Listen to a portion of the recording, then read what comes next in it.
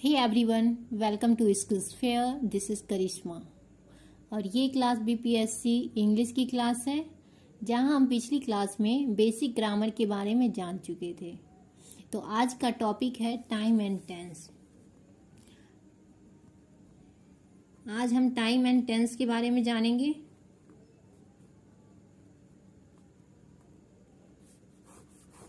तो टेंस 3 प्रकार के होते हैं। 3 टाइप ऑफ टेंस।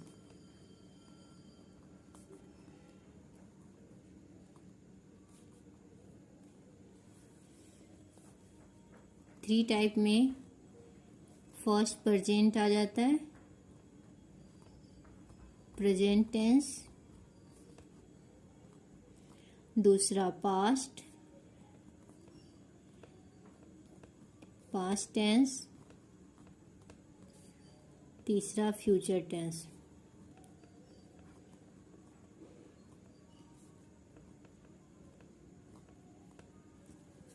और ये तीनों टाइप के भी 4 टाइप होते हैं।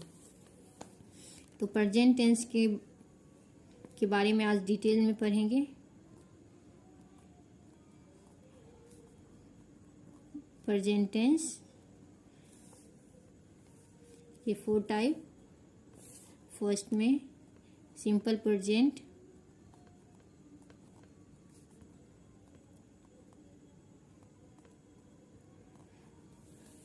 Present continuous,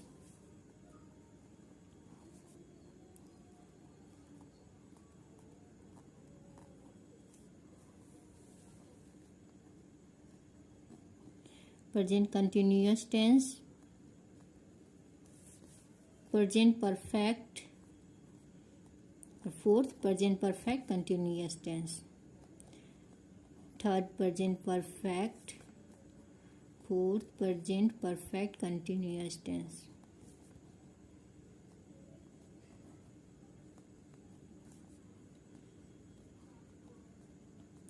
present perfect continuous tense.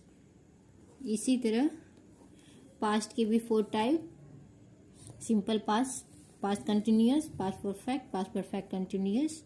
और फ्यूचर के simple future, future continuous, future perfect, future perfect continuous. तो आज हम सिंपल प्रेजेंट के बारे में जानेंगे।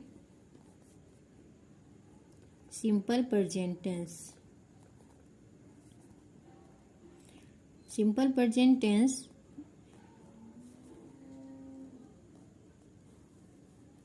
हमारे डेली रूटीन के बारे में, जो भी हम डेली रूटीन करते हैं, जो हमारी हैबिट होती है, यूनिवर्सल ट्रूथ होता है, न्यूज़पेपर की हेडलाइंस, ये सब प्रेजेंट टेंस में आ जाता है। तो हम इसका अभी प्रेजेंट टेंस के स्ट्रक्चर के बारे में जानेंगे। तो पॉजिटिव में हो जाएगा सब्जेक्ट प्लस V1 या V5 प्लस ऑब्जेक्ट। निगेटिव में हो जाएगा सब्जेक्ट प्लस डू या does plus not plus V1 plus object. और इंट्रोगेटिव में हो जाएगा, इंट्रोगेटिव में डू या डज फर्स्ट में आ जाएगा, डू या does plus subject plus V1 plus object. Interrogative में क्वेश्चन मार्क आते हैं और इसमें full stop. Interrogative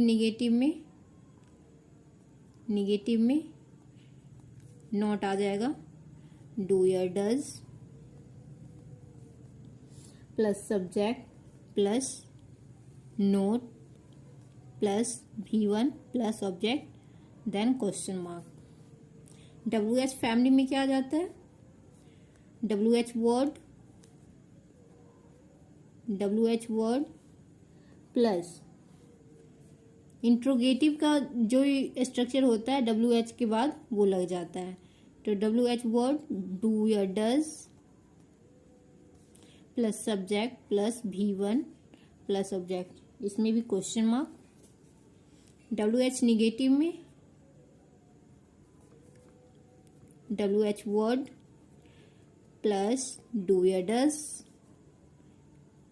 interrogative negative का स्ट्रक्चर आ जाएगा यहाँ पे, does plus subject plus no plus V1 plus subject then question mark.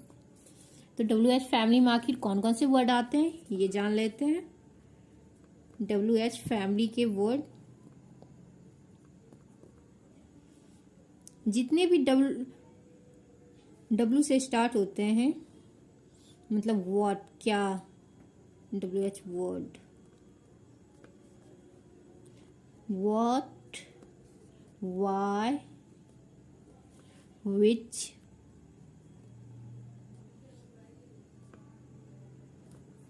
how, when, etc। ये सारे वर्ड WH फैमिली में आ जाते हैं।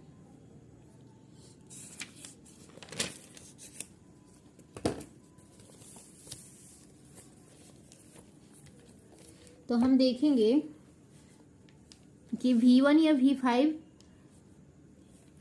कौन कौन से वर्ड सेंटेंस में स्टार्ट करेंगे तो V1 या V5 का प्रयोग होगा। तो प्रेजेंट में हम पर्सन के बारे में पढ़े थे, I, we, you, he, she, it and they। तो उसमें देखेंगे V1 या V5 किस में लगेगा, I, we, you, they, them।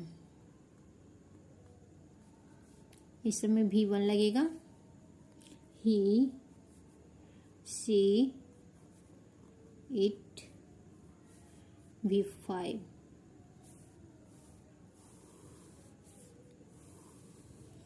तो इसलिए हम बोले थे कि ये बेसिक ग्रामर का है, क्योंकि हम पर्सन, नंबर और केस को जानते हैं तभी टेंस बना पाते हैं। तो हम यहाँ तक देख चुके। तो कुछ वर्ड होते हैं जो देखते ही कॉमन ईरर में हमें पता चल जाता है ये सेंटेंस प्रेजेंट में है या पास्ट में है। तो कुछ एक्सप्रेसिव वर्ड देख लेते हैं। according to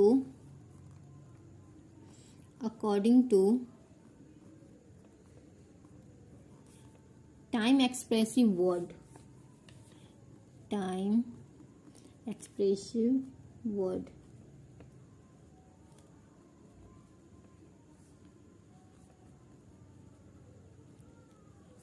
जिससे हमको पता चल जाएगा कि कॉमन ईरर में कि ये प्रेजेंट में है और आगे का स्ट्रक्चर क्या कह रहा है, प्रेजेंट कह रहा है या पास्ट। तो ईरर ढूंढने में हमें हेल्प मिलेगी। तो इसमें कौन कौन से वर्ड आ जाते हैं वो देखते हैं। ऑलवेज, कोई भी सेंटेंस में ऑलवेज देखेंगे तो पता चल जाएगा कि ये हमारा प्रेजेंट टेंस है। Always, often, seldom, always, often,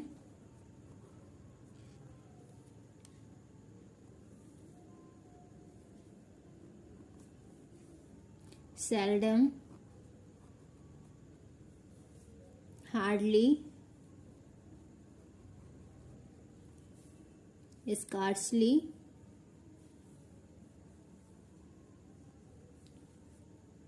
occasionally,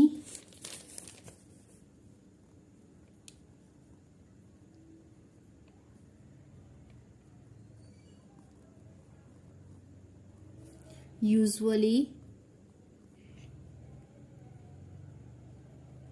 ये सारे वर्ड प्रेजेंट में आ जाए। यूजुअली, रिसेंटली, जनरली, ये सब वर्ड को देखते ही हम प्रेजेंट टेंस का वर्ब लगा देंगे। में V1 या V5 का प्रयोग होगा, V1 या V5 का प्रयोग। V1 या V5 का प्रयोग हम किस तरह करेंगे। अकॉर्डिंग टू सब्जेक्ट, प्रयोग अकॉर्डिंग टू सब्जेक्ट।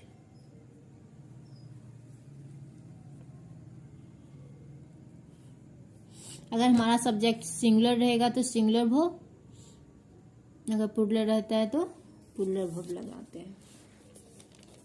जिस तरह से आई वी यू दे, अगर सब्जेक्ट रहता है तो उसमें V1 लगा देंगे, अगर ही सी इट नेम रहेगा तो V5 लगा देंगे। तो हम आगे देखते हैं, एवरी के बाद कोई भी एनी वर्ड आता है, एवरी के बाद any word, every plus any word, वो एनी वर्ड में क्या क्या आता है तो ये हम जानेंगे। एनी वर्ड में आ जाएगा point of time and period of time. तो फर्स्ट में देख लेते हैं पॉइंट ऑफ टाइम,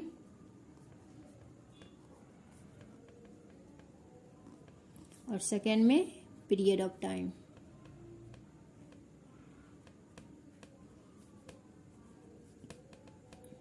तो पॉइंट ऑफ टाइम में कौन कौन से आ जाएंगे? Second, minute,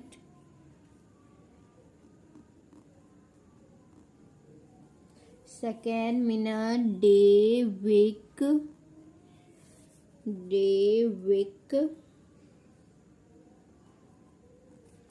month, year, etc। जो भी पॉइंट ऑफ टाइम बताएगा वो हमारा exact time, second, minute, day, week, month, year, century, decades, ये सब पॉइंट ऑफ टाइम में आ जाएगा। अब पीरियड ऑफ टाइम में क्या आ जाएगा? Name of month, name of month, month की जितने भी नाम हैं, जनवरी, दिसंबर,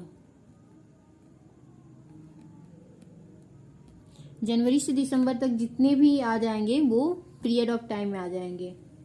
और days name,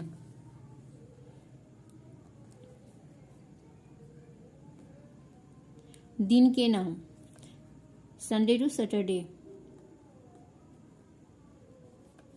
Sunday to Saturday.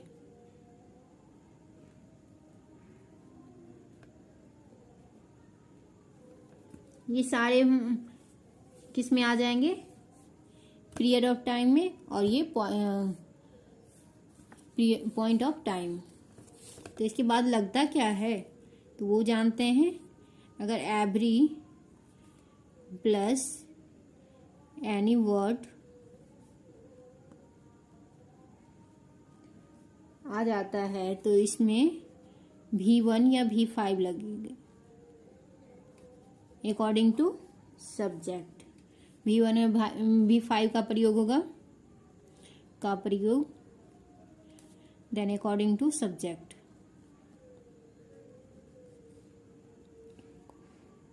According to subject, तो अकॉर्डिंग टू सब्जेक्ट के अनुसार हम एवरी के बाद अगर एनी कोई भी वर्ड आ जाता है तो V1 या V5 का प्रयोग करेंगे। फॉर एग्जाम्पल में देख लेते हैं किस तरह होगा। He dash to school every morning.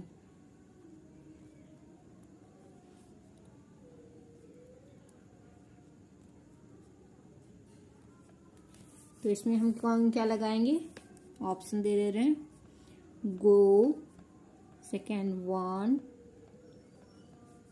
Gone, then goes. यहाँ एवरी मॉर्निंग किस में आ जाता है? Point of time. और सब्जेक्ट ही है, ही के अनुसार वर्ब का कौन सा फॉर्म लगता है? हम इससे पहले बताए थे ही सी इट के बाद कौन से वर्ब लगते हैं? V5। Then he goes to school every morning. तो आगे हम देखते हैं बेस्ड ऑन क्लॉज। क्लॉज पे अगर बेस्ड रहेगा तो हम प्रेजेंट टेंस को किस तरह से जानेंगे कि ये वर्ड प्रेजेंट में है? Based on clause. तो वो वर्ड जानते हैं। अगर किसी सेंटेंस में after, as soon as, if, when, in case, until, unless, ये सब वर्ड अगर सेंटेंस में है तो हमेशा क्या लगेगा?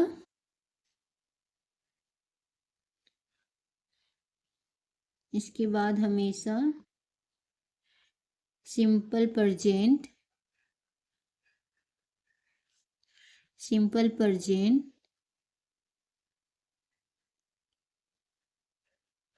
Plus simple future.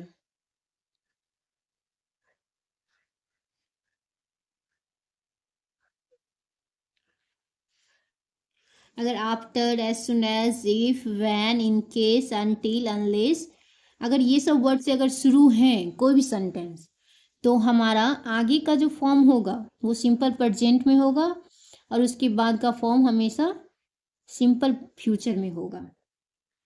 तो फॉर एग्जाम्पल देख लेते हैं आखिर कौन किस तरह का स्ट्रक्चर रहेगा। For example, if you, one section, will come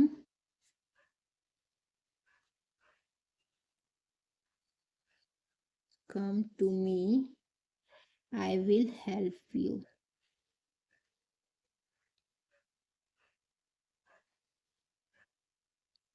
Then no either.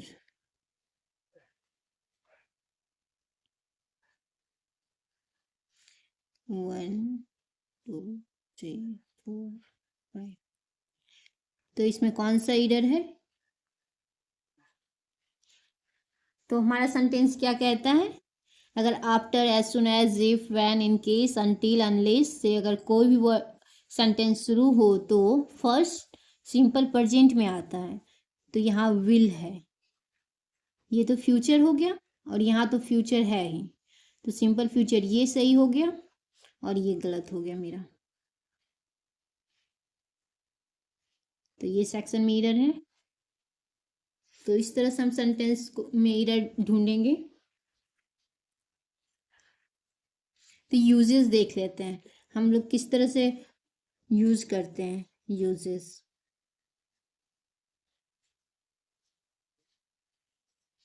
अगर वाक्य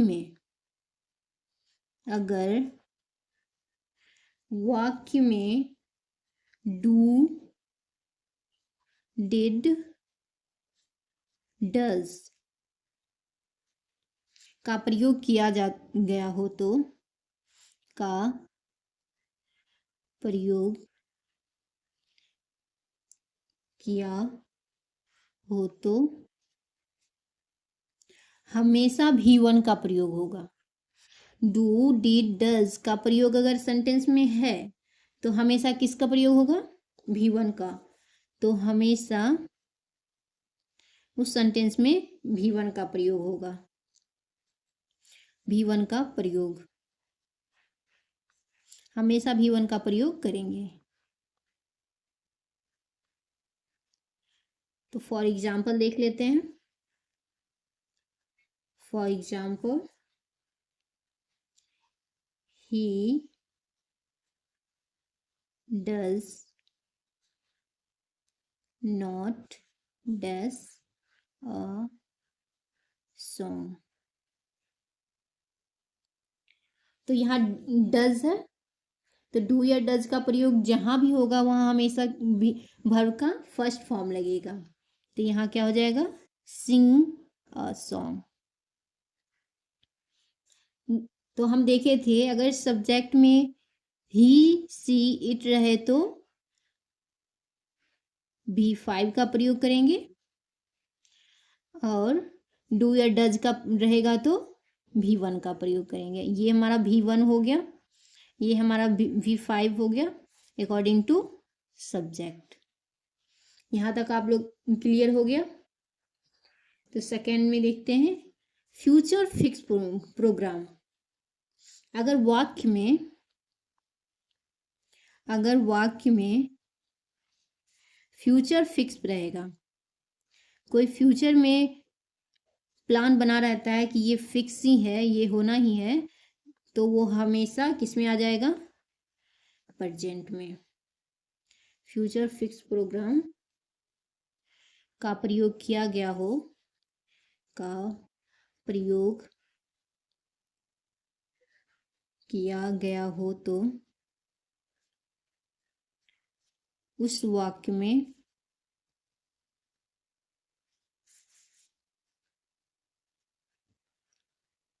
हमेशा सिंपल प्रेजेंट टेंस में बनाया जाता है। हमेशा सिंपल प्रेजेंट टेंस में बनाया जाएगा। फ्यूचर में कोई अगर फिक्स प्रोग्राम है तो हमेशा किस में बनाया जाएगा, सिंपल प्रेजेंट टेंस में बनाया जाएगा। फॉर एग्जाम्पल देख लेते हैं वो कौन सा प्रोग्राम होगा जो फ्यूचर में फिक्स रहेगा, तो हम उसमें सिंपल प्रेजेंट टेंस का प्रयोग करेंगे। For example the prime minister dash Patna in March. तो यहाँ हम किसका ब्लैंक फिलिंग द ब्लैंक्स में क्या भरेंगे, वेलकम। तो ये फिक्स है कि प्राइम मिनिस्टर मार्च में ही आने वाले हैं। तो कोई अगर फिक्स प्रोग्राम है तो हम उसमें किसका प्रयोग करेंगे, सिंपल प्रेजेंट टेंस। तो सिंपल प्रेजेंट ये तो विल है, विल हमेशा फ्यूचर में लगता है और इसमें कम हो जाएगा। आप लोग यहाँ तक समझ चुके हैं। तो हम आगे की क्लास में देखेंगे, इसके आगे प्रेजेंट सिंपल प्रेजेंट हो गया और प्रेजेंट कंटिन्यूअस है, तो आगे की क्लास में देखेंगे। और इस वीडियो की डिस्क्रिप्शन में टेलीग्राम का ग्रुप लिंक दिया गया है, जिसे ज्वाइन कर इस वीडियो के PDF को आप डाउनलोड कर सकते हैं। Thank you.